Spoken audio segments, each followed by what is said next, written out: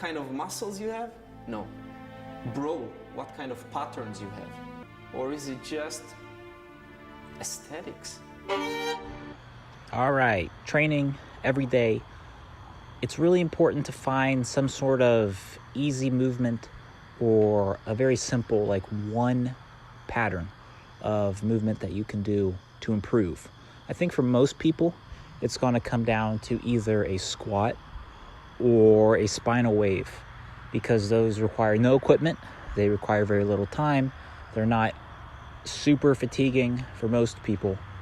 So I would recommend, if you have the ability to achieve a full squat, or at least get somewhat close to it, that should be your next goal. If not, if you can't do a squat due to some reason, then the spinal wave. Just work on them every chance you get. You're always going to be in your body, so you always have the tools necessary to achieve some of those movements, and they really do have a lot of benefit, and they're very good basic and very good starting blocks. I would, add in hanging. I did a lot of hanging today, but hanging requires equipment and isn't conducive to, just whenever. Like, you might just say, I'm going to take a break from whatever I'm doing, do a squat, move your spine. But if you do have the opportunity to hang, that could be another option and is also very beneficial. Here's a really good movement.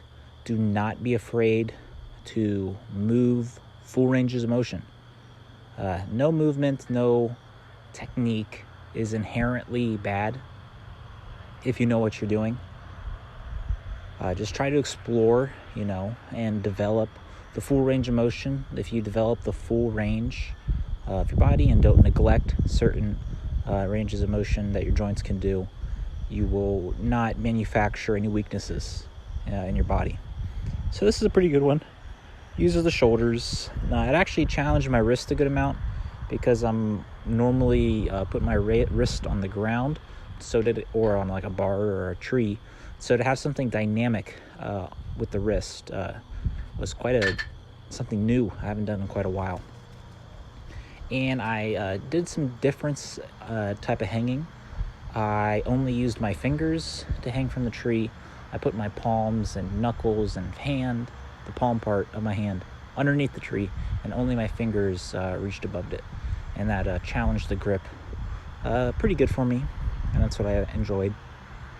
I'm trying to develop the different kinds of grip strength. You have the endurance of the squeeze, you have like a pinch. There's a bunch of different names for the different grips. They're not super, popular or ubiquitous with training, but you can think about all the ranges of motion in your hands and the different speeds.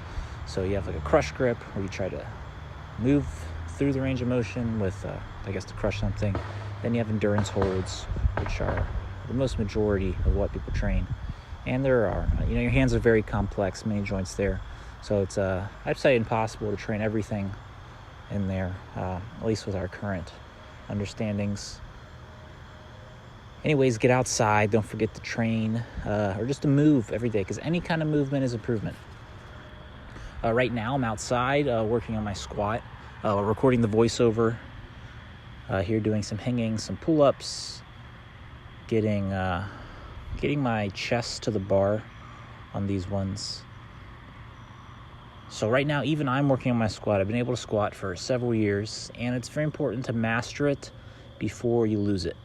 And if you can, master it once, you'll have it forever. For most of the time, for most situations, that will be the case. So the squat is very important. Even if you have no plans on being beyond what's necessary, the squat has pretty much everything that you'll need to maintain some fitness in your life. Along with the spinal wave, that's why I recommend starting with those and really mastering them. Because even, at the end of your life, when you are might not have as many abilities, if you can hold on to spinal movements and squats, you will be very well off at pretty much any kind of movement past that, like walking, jumping, maintaining joint integrity, and a proper, a way to exhaust some extra calories if weight might become a problem. So I'm working on the squat, trying to develop kind of around the ankles, the lower legs, like the tibialis and the ankles are really what I'm trying to develop. So right now I kind of working with a narrower squat and then kind of shifting to develop the ankles and the surrounding musculature for that. And I think that will translate quite nicely to the shrimp squat, the explosive jumping shrimp squat that I've did at the beginning of the video, and I'm trying to do more of, every day. But anyways, thanks for watching. Hit the hype button if you're hyping up this video. You only get 3 a week, so use it on one of my videos a week that you think's the best. And also leave a like, comment, subscribe, follow my Instagram in the description, and call me.